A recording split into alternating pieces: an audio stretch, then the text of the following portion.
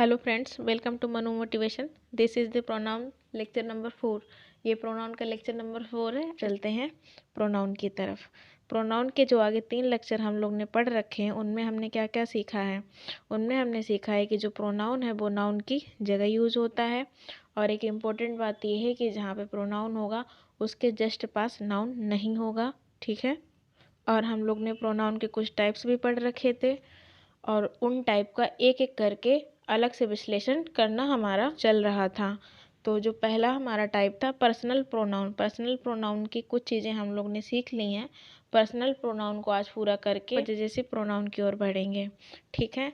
पिछले सेशन की कुछ बातें रिवाइज कर लेते हैं, वो बातें जो कि परीक्षा में बार बार पूछी जाती हैं, जहाँ पे हमको कन्फ्यूज़न होती है। देखिए, प्रोनाउन में 3 टाइप के पर्सन होते हैं, फर्स्ट, सेकेंड और थर्ड पर्सन। फर्स्ट पर्सन होता है स्पीकर। जैसे मैं बोल रही हूँ, मैं स्पीकर हूँ, तो मैं फर्स्ट पर्सन हुई, और जो सामने से सुन रहा होगा वो होगा सेकेंड पर्सन। ठीक है। मैंने बोला तो मैं फर्स्ट पर्सन, और मैं जिससे बोल रही हूँ, यानी कि अगर मैं आपसे बात कर रही हूँ तो आप मेरे लिए सेकेंड पर्सन है, और कोई तीसरा जो हम दोनों की ये बातें सुन रहा है वो है थर्ड पर्सन। ठीक। प्रोनाउन में 2 टाइप के केस होते हैं, एक होता है सब्जेक्टिव केस और एक होता है ऑब्जेक्टिव केस। ठीक है। तो ये सारे ही प्रोनाउन जितने लिखे हुए हैं, I, me, we, us, you, she, he, it, her, him, it, they, them, ये सारे ही प्रोनाउन है। लेकिन ये I, we, you, she, he, it और दे जो है, इतना वाला पार्ट, ये वाला पार्ट हमारा सब्जेक्टिव केस में आता है। किस में आता है? सब्जेक्टिव केस में। और ये वाला जो पार्ट है वो आता है हमारा ऑब्जेक्टिव केस में। ठीक है। इतना ये ऑब्जेक्टिव केस में क्या है? Me, us, you, her, him, it, them. Subjective case और ऑब्जेक्टिव केस का बहुत ध्यान रखना होता है। यहाँ से बहुत सारे क्वेश्चन बनते हैं। हम आगे चल के जब प्रैक्टिस करेंगे तो देखेंगे कि यहाँ से किस किस टाइप के क्वेश्चन बनते हैं। इसके साथ ही एक बात और गौर करने वाली, जो अगले कॉलम में लिखे हैं ये हमारे एडजेक्टिव हैं, और इसके साथ ही ये वाले हमारे पजेसिव प्रोनाउन है। पजेसिव प्रोनाउन हमने सीखा था, जिसमें कि एडजेक्टिव और नाउन मिलके पजेसिव प्रोनाउन बनाता है। जैसे माई, माई एक एडजेक्टिव है। ठीक है। माई पजेसिव एडजेक्टिव है बाद में, माई पहले तो एक एडजेक्टिव है, फिर एडजेक्टिव की कैटेगरी में जब जाएंगे तब हमें पता चलेगा वो पजेसिव टाइप का है, क्योंकि वो पजेशन दिखा रहा है, वो अधिकार दिखा रहा है। इसलिए आपने कभी माई को अकेले लिखा हुआ नहीं देखा होगा। M Y my, my means मेरा, तो हमेशा लिखा होता my home, my pen, my chair, my table, my house, my school, कुछ भी लिखा होगा, माई के साथ एक वर्ड आया होगा, और माई के साथ जो वर्ड आया होगा वह वर्ड होगा नाउन। ठीक है। माई हमेशा अपने साथ नाउन लेता है। माई क्यों नाउन लेता है? क्योंकि माई एडजेक्टिव है, और एडजेक्टिव अपने साथ नाउन लेता है। ठीक वैसे ही our, your, her, his, its, their भी होगा।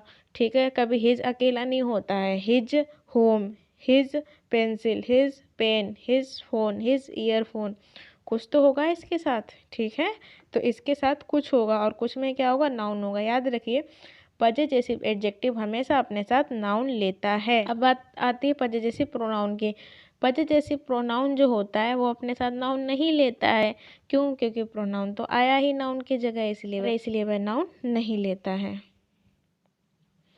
आई होप कि ये वाला टेबल आपके दिमाग में एकदम से क्लियर होगा। अब बढ़ते हैं आगे। यही सारे जो I, me, we, us, you, he, him, she, her, it हैं, ये हमारा प्रोनाउन का जो पहला टाइप है पर्सनल प्रोनाउन, ये उसके अंतर्गत आते हैं। ठीक है। पर्सनल मतलब पर्सन रिलेटेड प्रोनाउन, ऐसे प्रोनाउन जो कि किसी पर्सन के लिए यूज़ किए जाएं।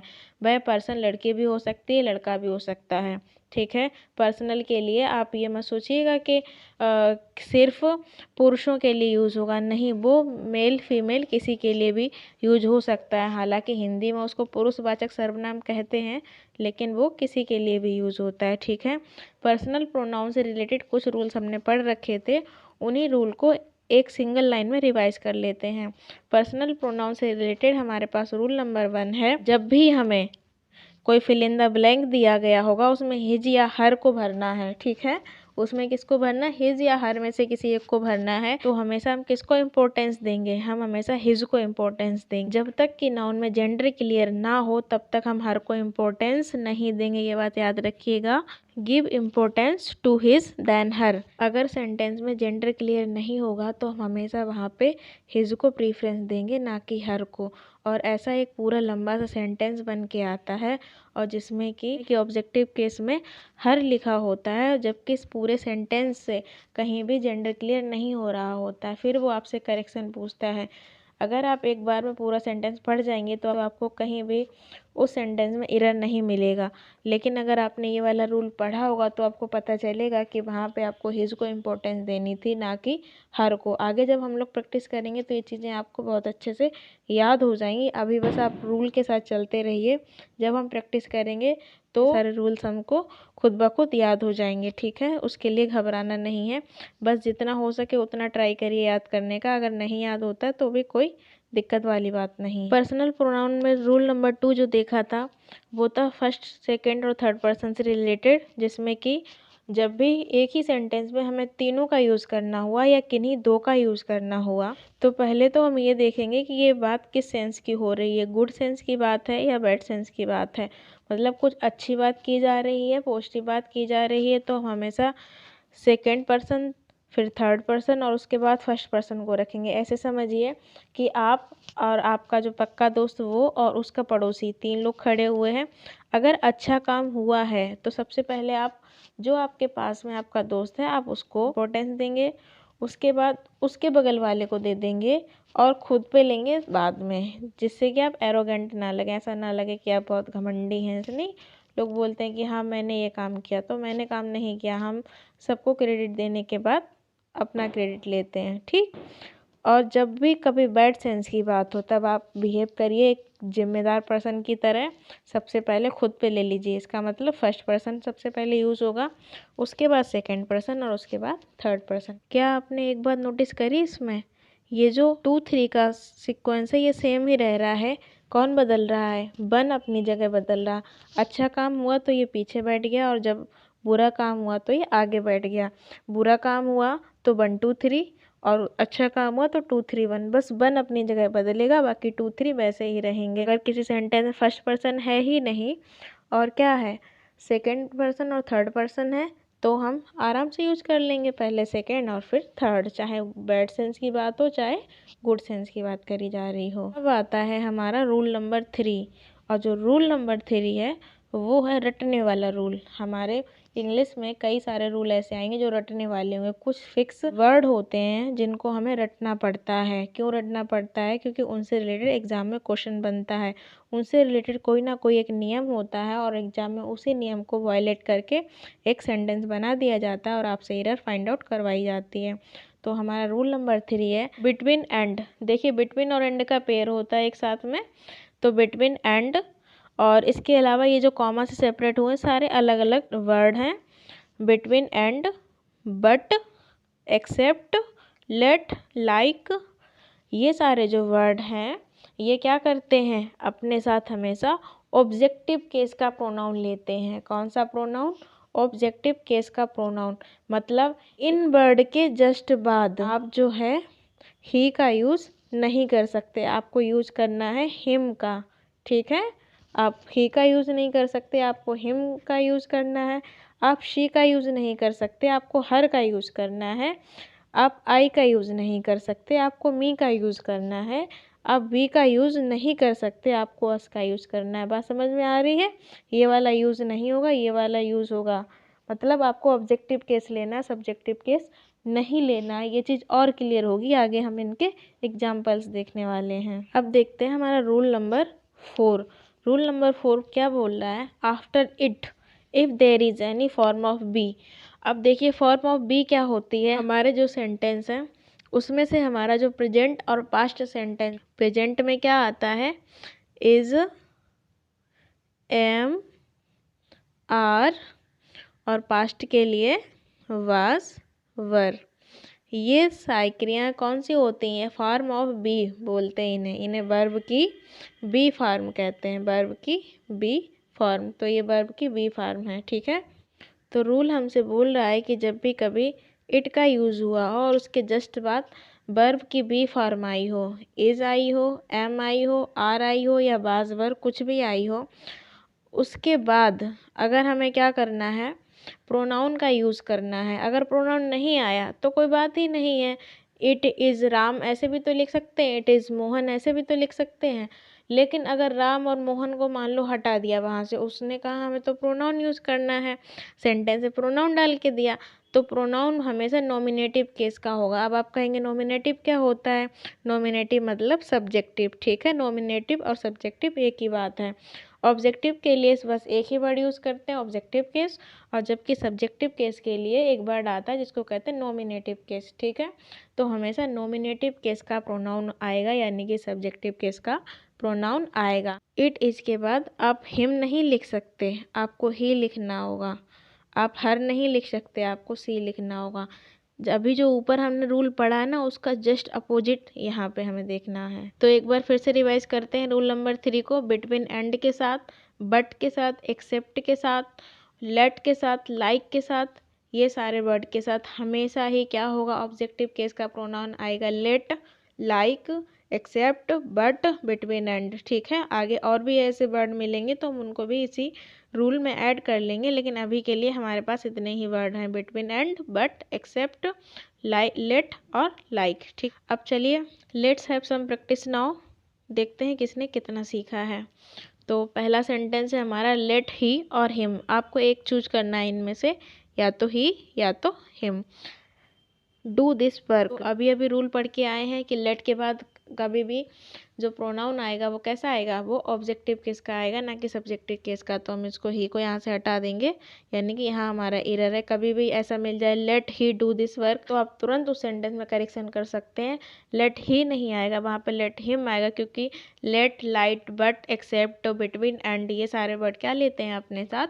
ऑब्जेक्टिव केस का प्रोनाउन लेते हैं। तो let him do this work, ये वाला हो गया हमारा। आगे देखते हैं। There is no problem between she and I, ठीक है।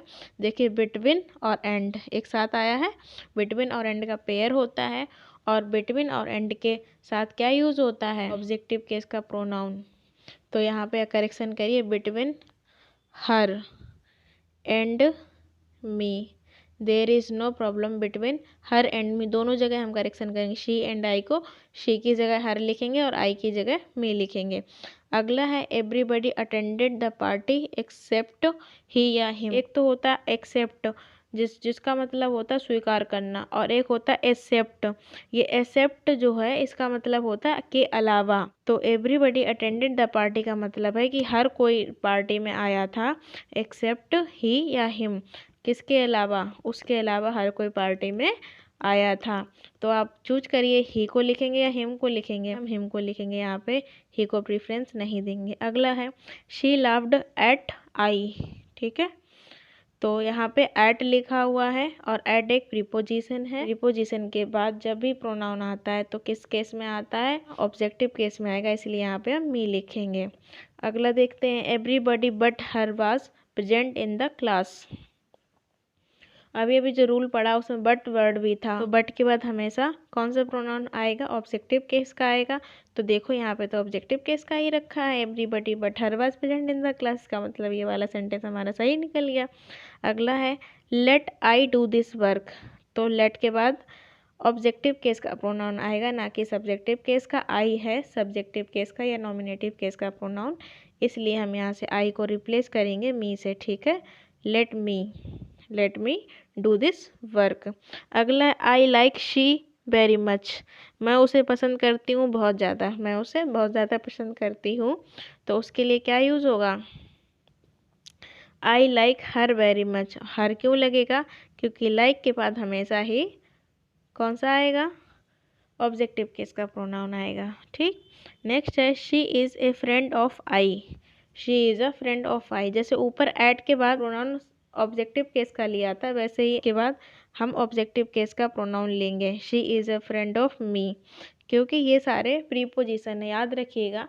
प्रीपोजिशन के बाद जब भी प्रोनाउन यूज़ होगा तो हमेशा ऑब्जेक्टिव केस में यूज होगा। अगला है it is me who am to blame. ज़रा देखिए ध्यान से, अब ये सेंटेंस में रूल बदल गया। इट इज़, हमने जो रूल पढ़ा था उसमें था इट के बाद अगर वर्ब की बी फॉर्म है, बी फॉर्म मतलब इज़, एम आर या बाज वर्ब का यूज़ हुआ है, तो उसके तुरंत बाद जो अगर हमें प्रोनाउन यूज़ करना हुआ, देखो प्रोनाउन यूज़ करना ही नहीं हुआ तो अलग बात, राम, रोहन, सलमान कुछ भी नाम लिख दे यहाँ पे, कोई दिक्कत वाली बात नहीं है।